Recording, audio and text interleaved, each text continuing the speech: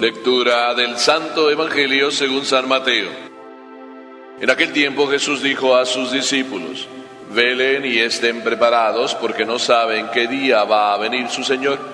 Tengan por cierto que si un padre de familia supiera a qué hora va a venir el ladrón, estaría vigilando y no dejaría que se le metiera por un boquete en su casa.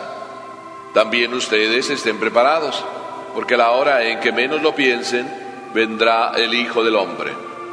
Fíjense en un servidor fiel y prudente, a quien su amo nombró encargado de toda la servidumbre, para que le proporcionara oportunamente el alimento.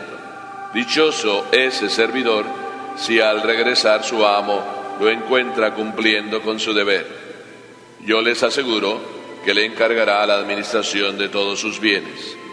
Pero si el servidor es un malvado y pensando que su amo tardará, se pone a golpear a sus compañeros, a comer y emborracharse, vendrá su amo el día menos pensado, a una hora imprevista, lo castigará severamente y lo hará correr la misma suerte de los hipócritas. Entonces todo será llanto y desesperación. Palabra del Señor.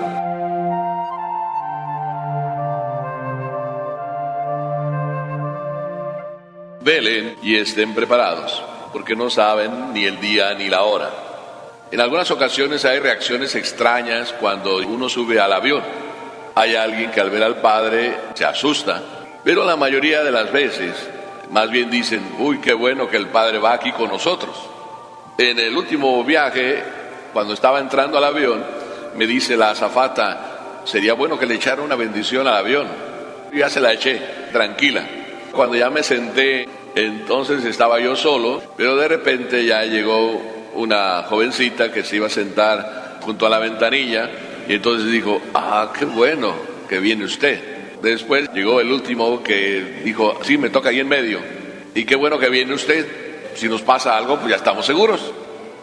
Lo curioso es que sí empezó a pasar algo, porque cuando ya llevábamos como 20 minutos de vuelo, entonces el piloto dice de repente: pues agárrense bien, pongan sus cinturones que vamos a tener mal temporal. Y nunca vi cómo estaban fijándose en mí y casi como diciendo: qué bueno que viene el Padre, porque de repente el avión se pegaba unos bajones, yo no sé de cuánto, pero se nos puso el corazón en la boca, y a la azafata estaba pues que se agarraba ahí a donde podía, en su propio asiento, porque estaba verdaderamente como para meter miedo. Yo me puse a pensar: ¿por qué nada más cuando uno sube al avión y el Padrecito está, piensan en uno? Cuando uno está en el avión, ¿está más cerca de la muerte que en otro lugar? ¿O nos entra miedo cuando vamos al avión simplemente por eso? Porque todos los avionazos que hemos escuchado, pues solamente uno en toda la historia, creo, de la aeronáutica, solamente un avionazo han sobrevivido todos, que fue el avionazo de hace muy poco tiempo, cuando el piloto tuvo la habilidad de meterse en el río Hudson y ahí aterrizar de la manera mejor que pudo y salvó a todos. Pero la mayoría de las veces nadie queda vivo. Así es de que, como ya sabemos que nadie queda vivo, por si acaso el avión es la caja de muerto ya que nos va a enterrar, pues decimos: ay, pues encomiéndate. Pero en todas partes nos podemos morir.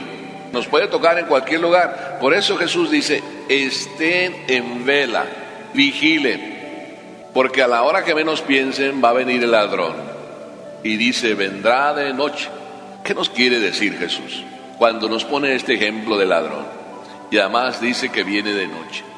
Cuando nos está diciendo Jesús que viene de noche, está como diciéndonos que la vida es como una noche, es decir, como algo oscuro, que no vemos bien, que a veces, como permanecemos en esa situación en que mejor queremos no ver y queremos pensar que no es posible eso, pero la muerte es algo tan posible como que estamos vivos. Es lo mismo. ¿Ustedes no sabían que todos los días se están muriendo? Todos los días se están muriendo, todos los días tienen un día menos, todos los días se muere un día en la vida de ustedes. Por eso algún autor ha dicho que la muerte cada día nos da una pequeña mordida, hasta que ya al final de la vida nos muerde del todo y nos acaba. No me quiero poner tétrico, nada más quiero poner atención a algo que se nos olvida.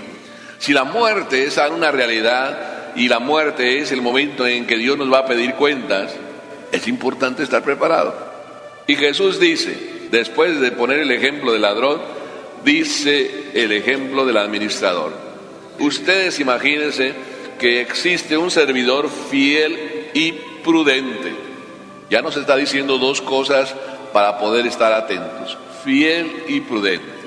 Por tanto, si nos está diciendo sé fiel y vigilar es lo mismo que ser fiel, no nos está diciendo Jesús que vigilar es como estar en un estrés continuo. Me va a llegar ahora, será ahora, sí, no, ¿a qué hora entonces me va a llegar la muerte? Ay, si me llega ahora, y no, estar todo el tiempo estresado, o estar todo el tiempo nervioso, o estar todo el tiempo tenso. Eso no es vigilar. Vigilar es ser fiel. ¿Y qué significa ser fiel? Significa, ¿de dónde viene la palabra? La palabra fiel viene del platillo. Esas balanzas que se pone un platillo y otro, y la cosita esa que se pone en el centro, por la cual decimos, esto pesa igual que el otro sitio, eso se llama fiel. Y la palabra fiel que viene de ahí, viene a decir que Dios te da unos talentos que están en un lado de tu balanza, y tú acá del otro lado pones tu esfuerzo. Quiere decir que los talentos que Dios te dio es lo mismo que estás haciendo rendir. La parábola de los talentos también nos dice que Dios nos va a pedir cuenta de los talentos. El fiel es el que 5 talentos le dan, 5 talentos los está haciendo rendir. Ustedes imaginen, aquí hay unos que son más listos y otros que dicen que son menos listos. Hay unos que son más listos, ¿por qué? Porque el profesor les pone buena nota, dado que sus exámenes o sus tareas están bien hechas. Y hay otros que el profesor les pone una nota regular porque sus tareas están regularmente hechas. Pero ¿quién dijo que el que tiene las tareas regularmente hechas es más tonto o menos listo que el que tiene las tareas bien hechas? A veces el que tiene las tareas bien hechas, ese es menos inteligente. Pero es más tenaz, es más constante. A veces el inteligente es el que dice, no, como tengo mucha inteligencia y se cree que la tiene, entonces se dedica a estudiar el último día. Y luego después tiene el descaro de decir, cuando el profesor pues le pregunta algo que no sabe, no, el profesor me ponchó. En vez de decir, fui muy vago, fui muy irresponsable, no fui fiel a lo que tenía que hacer, que eso es lo que tiene que hacer, reconocer sus errores, y entonces no estás listo para el día en que Dios te llame. Qué triste sería pues entonces no ser fiel. Y los 5 talentos, eso significa, si los recibiste, entregarlos, y eso es ser fiel. Pero además dice el Evangelio que si tú quieres que te encuentre en vela el Señor, necesitas ser prudente. ¿Y qué significa ser prudente? A veces decimos nosotros, los niños son unos imprudentes. Bueno, no todos los niños, algunos niños, demasiado lanzados, no miran el peligro. En todas partes están, que bailan, que saltan, que brincan, y no se dan cuenta del peligro. Luego después les pasa algo y dicen, ¿ves? Te dije que pensaras bien las cosas. Entonces, prudente es aquel hombre, aquella mujer que sabe a dónde quiere ir, y puesto que sabe a dónde quiere ir, pone los medios. ¿Cuántas veces sabemos a dónde tenemos que ir? Es más, ¿cuántas veces verdaderamente pensamos, tengo que hacer esto? Inclusive llegamos a decirlo, yo quiero sacar buenas notas, tengo que estudiar, propósito, tengo que estudiar. Pero apenas llegas después de la escuela, ¿qué haces? Te pones a ver tus caricaturas y no sé cuántas cosas haces, juegas, te diviertes, brincas, saltas, y luego cuando llega ya la noche, después de haber cenado, quieres ponerte a estudiar, y lo que pasa es que terminas muerto de sueño y caído ahí. ¿Ese es hombre prudente? Probablemente no. Mujer prudente o hombre prudente es aquel que recibe el sueldo, que el sueldo lo recibe para alimentar su familia, y terminando de recibir el cheque el viernes, lo que hace, irse al casino. Dice, no, pues para poder alimentar a mi familia y sacar el doble.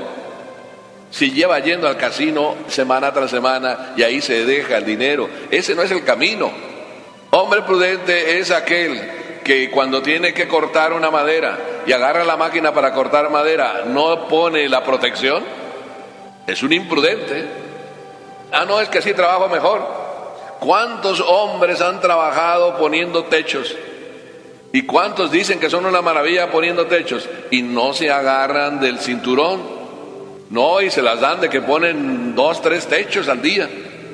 Y después de poner 2, 3 techos al día, 2, 3, 4, 5, 10 meses, entonces un día andaban poniendo un techo y se echaron para el suelo y terminaron ahí su vida arruinados. Si no muertos, arruinados por toda su vida, la columna rota y no sé cuántas costillas más.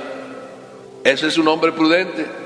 Si hablamos de ir al cielo, un hombre prudente es aquel que sabe, sí, que los 10 mandamientos tiene que cumplirlos. Ah, pero no los cumple. Roba, critica, por ahí va pues haciendo su vida de libre, de bohemio. Ese es un hombre prudente. Pues no, a la hora que menos piense, llega entonces papá Dios, pedirá cuentas y ¿qué va a decir? ¿Tardará? El Señor tarda. Sí, en la vida de nosotros a veces tarda. Y a veces decimos, bueno, como va a tardar, ya tendré tiempo, ¿verdad? Ya habrá tiempo para pedir perdón. Tardará. Este es el demonio. El demonio se nos mete, ya nos ha convencido de que la muerte está muy lejos. Pero no solo el demonio nos ha convencido de que la muerte está muy lejos.